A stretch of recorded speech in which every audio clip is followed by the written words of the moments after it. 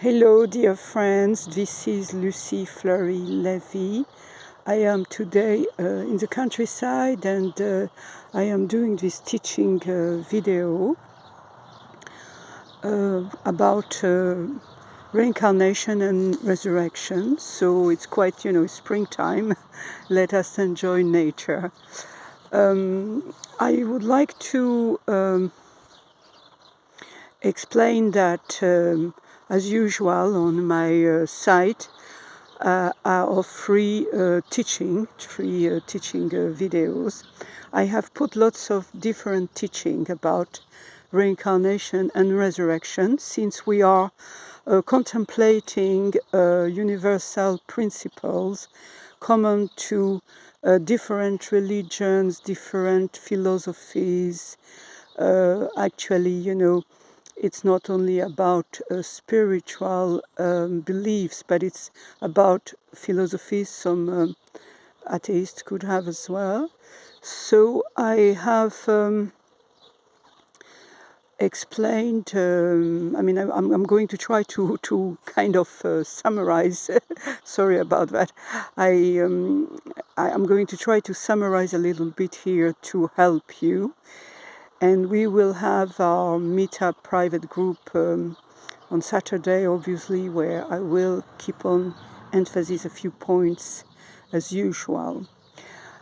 We can see that the main upholders of the concept of reincarnation are Buddhists and Hindus.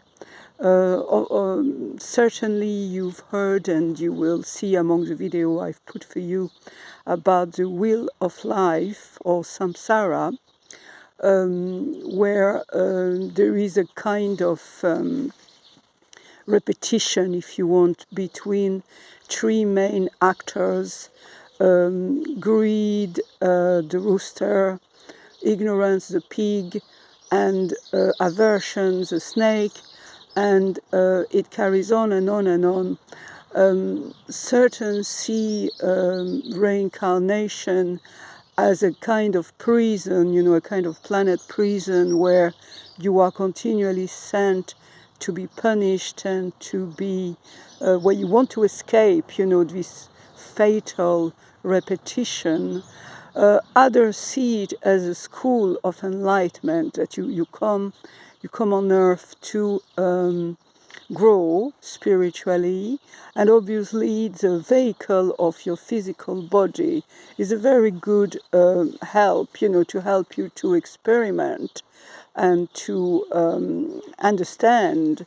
However, on the whole, there is a kind, an idea that Maya, the illusion, the duality, is not necessarily beneficial if you can never get out of it, because some explain, in Buddhism, Hinduism, that we don't always choose who we are going to be, when we come back to reincarnate, and also that we could be an animal or a vegetal, that there is a kind of rotation.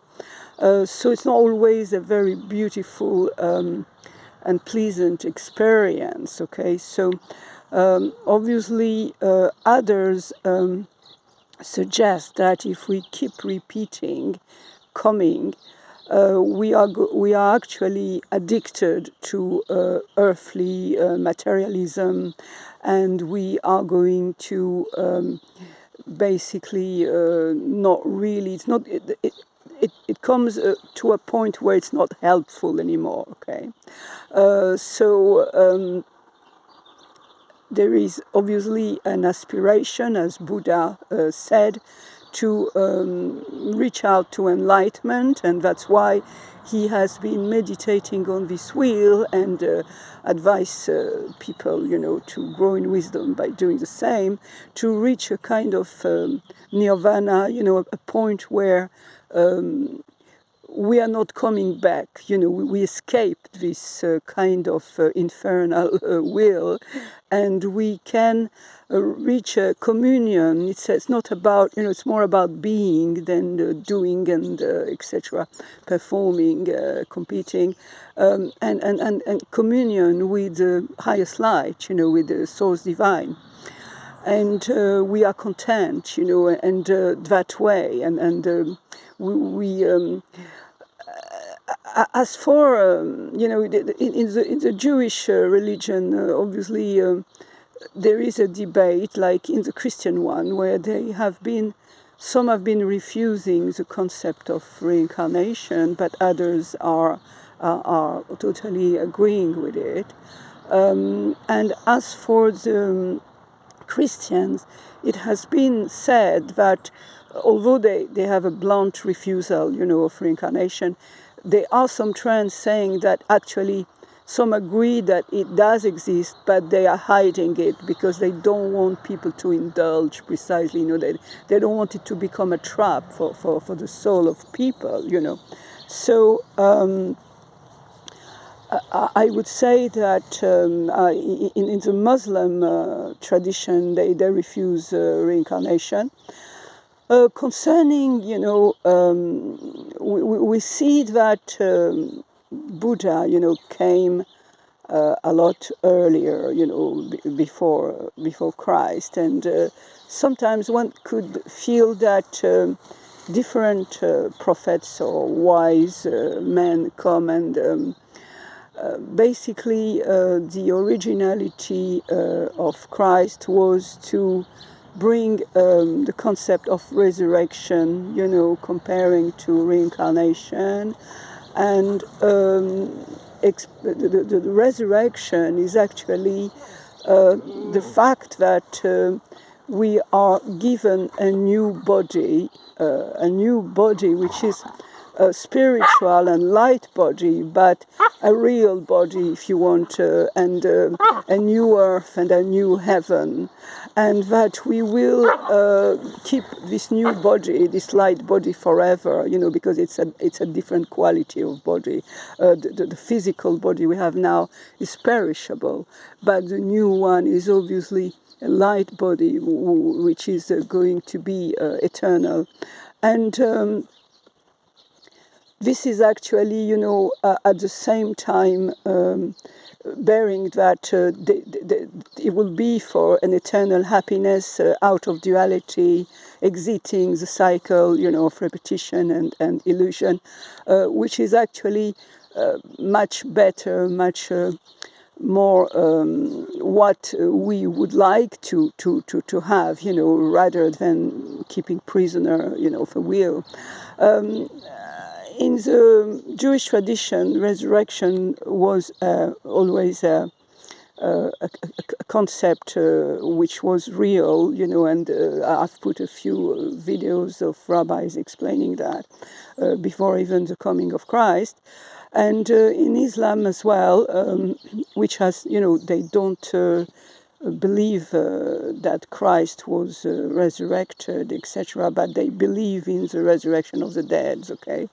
So we can see that this can actually match what I was saying about the nirvana, and the communion, about source divine in Buddhism and in Hinduism, where we finally get out of this will, okay, and we find contentment in communion with source divine.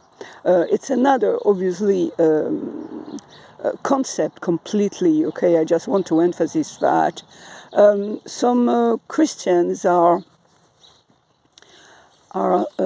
speaking about pre-birth experiences because they're not believing reincarnation, but they believe that they were, and I've put a few videos about that on my page, they remember experiments where they have been called, for a mission, and how they came on Earth and why they came on Earth, and that they were called for a mission, and there's some speak about like bubbles of energies, centers of energy, balls of energies, and light. And they are quite interesting testimonies there, where obviously we come from the light. I'm sorry, but my dogs are fighting, and the little one is biting my legs sometimes, so I have to move a bit. Anyhow, so what I want to say is that there are also traditions or concepts about soul contracts, which are a little bit, rejoining the pre-birth experience, where it is said that we are, for some of us, given the choice, what physical body we choose, what parents we choose, how we are going to exit this world, or different setup for us to grow, what tests we are going to endure, etc. Others, even there, say we don't always have the choice, and we are sent and we have to go and work. And some even speak about escaping contracts, soul contracts. Some are having a philosophy, of being sovereign and basically refusing to cooperate with spiritual guides or such soul contracts, and the situation is that we are, obviously here we have to be careful and make a distinction that when we are in a benevolent, spiritual growth for the highest good, we obviously need to be concerned by the highest good. Some who are only concerned about self-will, that can be another trap, because self-will can lead us into ego, addictions, lower self, and reincarnation as resurrection, in a sense, although they are very different, as I explained, have a goal where we need to attain enlightenment and improve and grow spiritually.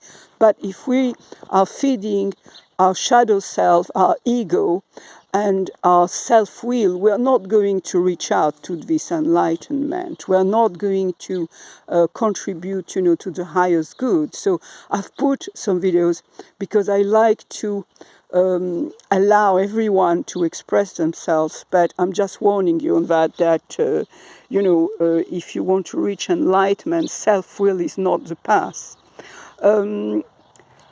Anyhow, well, I hope that this helped you. I will try to emphasize certain points during our meeting to complete that presentation. And I hope that it will help you to in your soul journey, in your spiritual journey, and for you to make your own conclusion. So for those who are celebrating Easter or Pesach, I wish you, and Ramadan, I wish you very blessed holidays and feasts, and all the others too. I wish you enlightenment, and I wish you, because I forgot to mention Gnostic Christians who do believe in reincarnation and do believe in resurrection, and what is important is to wish the end of suffering to every human being. So I hope for you, that you will reach enlightenment and that it will be the end of suffering for each one of you. Much love to all.